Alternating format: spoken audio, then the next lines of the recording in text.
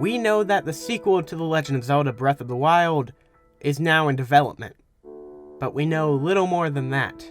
A few weeks ago, I made a video discussing a personal theory on where I think the cryptic trailer shown to us at the end of Nintendo's E3 2019 Direct could lead us to. But today I'm here to present to you something different. 5 things that could shape the sequel to The Legend of Zelda Breath of the Wild. Here we go.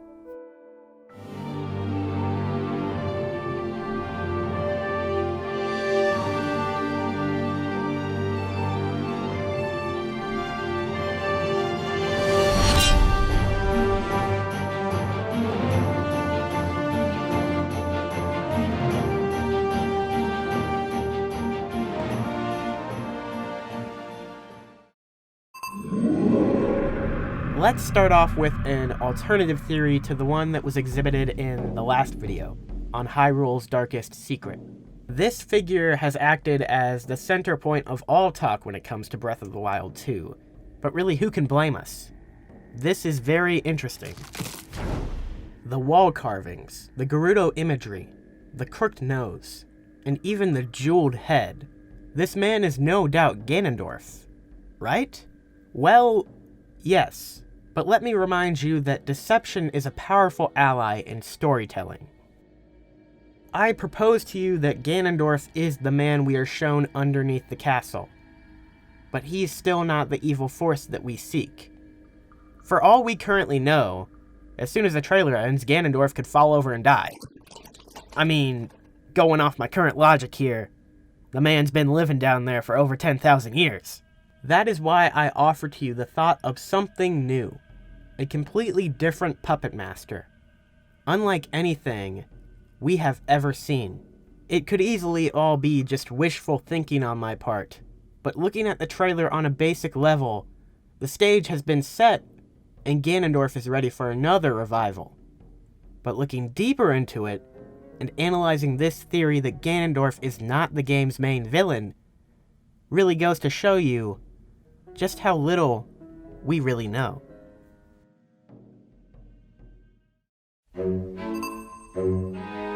Breath of the Wild 2's status as a direct sequel makes it an easy connection to make to other Nintendo games such as Majora's Mask or Super Mario Galaxy 2. And one thing both of these games have in common is reusing cut content and ideas.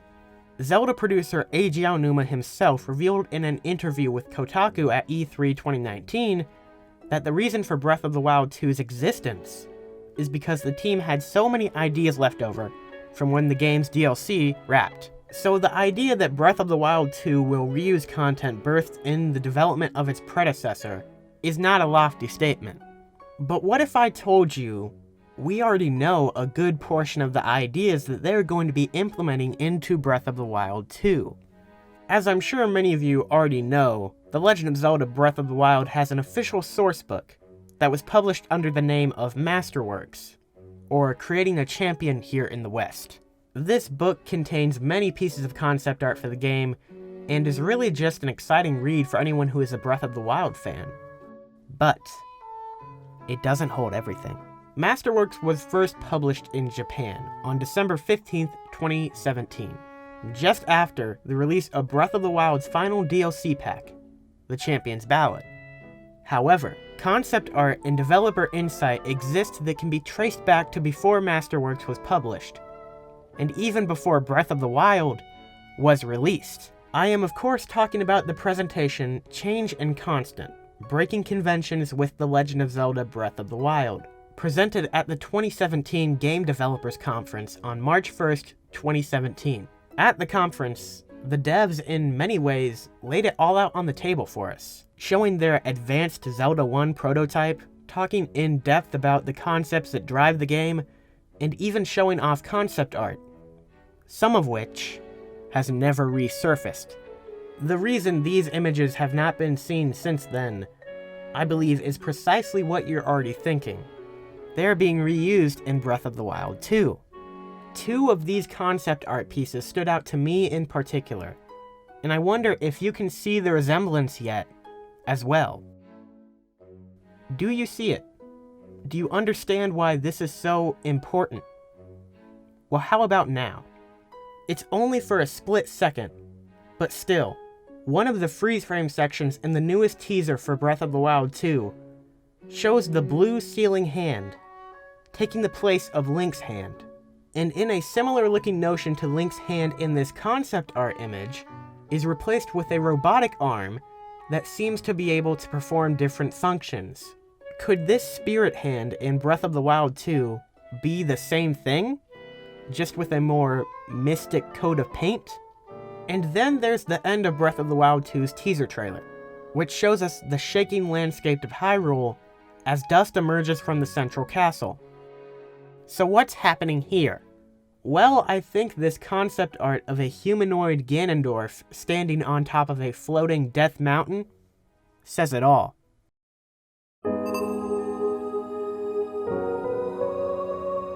If I could take you back to 2014 for a moment, when the entire Zelda community was speculating if the Link they had seen in the first trailer for what was then Zelda Wii U was actually a girl, and the excitement about a potentially female protagonist in a Zelda game garnered a lot of talk.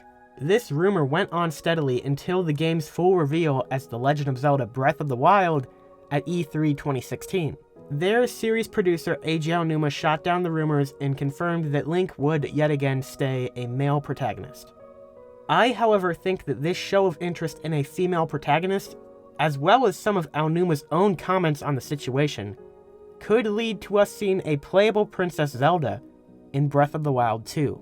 In an interview with GameSpot at E3 2016, when addressing the rumors of a female Link, Aonuma responded, "We thought about it and decided if we're going to have a female protagonist, it's simpler to have Princess Zelda as the main character. If we have Princess Zelda as the main character who fights, then what is Link going to do?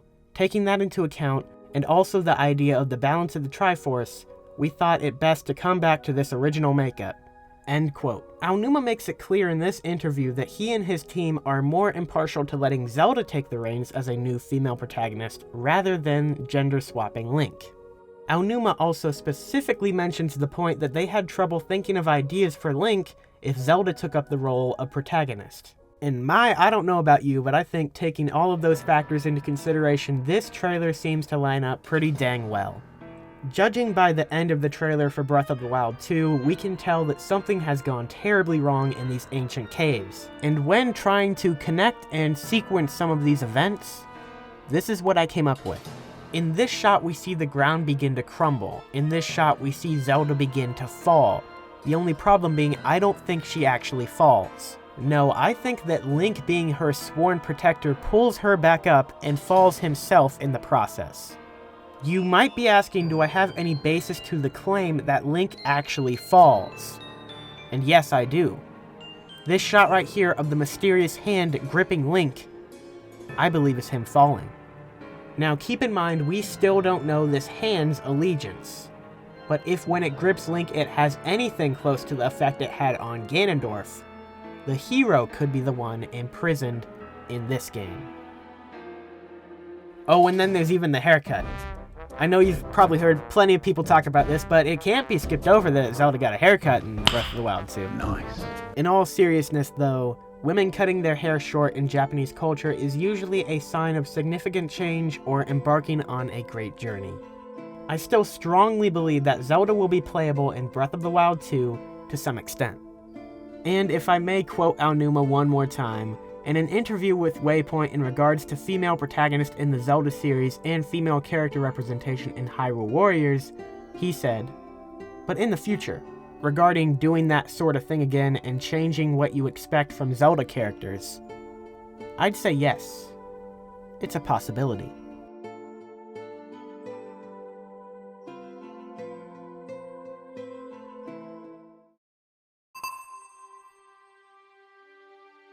I think that Hyrule in Breath of the Wild 2 will be the same land we saw in the last game.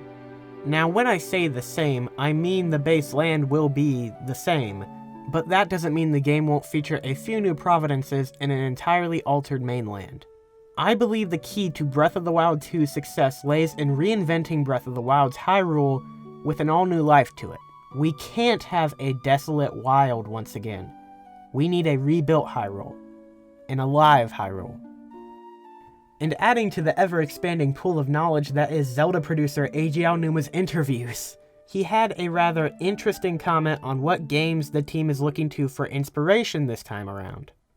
It's no secret that Breath of the Wild was heavily inspired by open-world games, particularly the Elder Scrolls V Skyrim. But this time around, Aonuma stated that a lot of the staff is playing through Red Dead Redemption 2.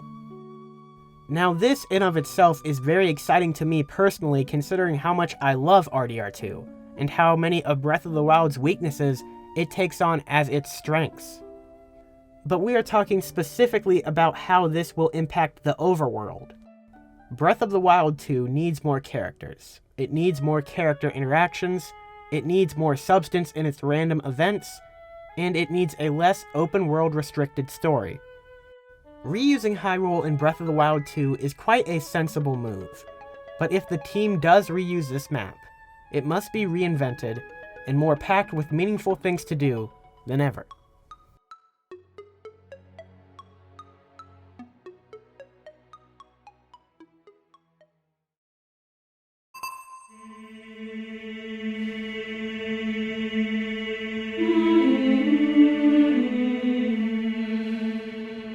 And finally, that brings us to the Zonai. Now, if you don't recognize this name yet, I don't blame you, as by the time of Breath of the Wild, this race has been long extinct. But read between the lines and you'll find the remnants of their influence scattered all throughout Hyrule. I am of the opinion that just as the Sheikah and their technology played a significant role in Breath of the Wild, the Zonai and their magic will do the same for Breath of the Wild too. I presume the focus on the Sheikah tribe and their influence will be negated in the sequel, and open up more room to explore the more mystical themes of this fallen people. In tandem with this, Sheikah shrines as we know them will no longer exist, but more substantial natural mini-dungeons, and a return to form for proper Zelda dungeons and temples. We know very little about the Zonai tribe at this current time, but what we do know mostly comes from passive storytelling from Breath of the Wild's ancient ruins. Their swirl symbol marks much of Hyrule's past forgotten structures, especially the ruins of their namesake located in the Faerun region of Hyrule. In fact, the Legend of Zelda Breath of the Wild sourcebook, Creating the Champion, yet again provides us with crucial information, marking out a large number of the ruins built in Hyrule's forgotten past, many of which the mysterious tribe of the Faerun Providence is responsible for. The tribe of the Zonai. These ruins point us to more cultural information on the tribe and to many more particularly odd occurrences of Hyrule centered around these ruins. The Zonai ruins of Faerun point us to the Dragon of Courage Farosh acting as a great deity to the Zonai. The labyrinth ruins of North, South, and Lamie are quite odd and out-of-place structures, but it's the ruins of Typhlo and the Thundera Plateau that interest me the most. Both of these locations hold permanently hazardous conditions, one shrouded by darkness, the other covered by rain and lightning. These two locations stand out as some of the most unnatural in Breath of the Wild. And the reason for these conditions? We can only begin to wonder why. The book refers to the Zonai as strong magic wielders who vanished suddenly thousands of years ago. The disappearance of the Zonai is one of Hyrule's greatest mysteries. The mysterious disappearance of the Zonai tribe is a question that is ripe for the answering in Breath of the Wild 2, and maybe even more closely related to what we've seen so far than we think. So, what do you guys think? Drop a comment down below about what you think will be important in Breath of the Wild 2. I always love hearing from different perspectives. Thanks for watching the video. If you enjoyed the ride, make sure you hit the subscribe button right below. You see the videos when they go up, and I stay motivated to keep making them. Also, if you enjoy Zelda content and have not seen it yet, I did a video on Breath of the Wild 2's Dark Secret, and you should go watch that. It's pretty good. And just a heads up, the Game Awards are later this week, and yeah, hopefully we see some new Zelda stuff there. Hopefully they bring home some awards as well. And yes, I will be streaming it, so make sure you go follow me on Twitch with the link in the description. Alright guys, have a good one. I will see you later. Bye.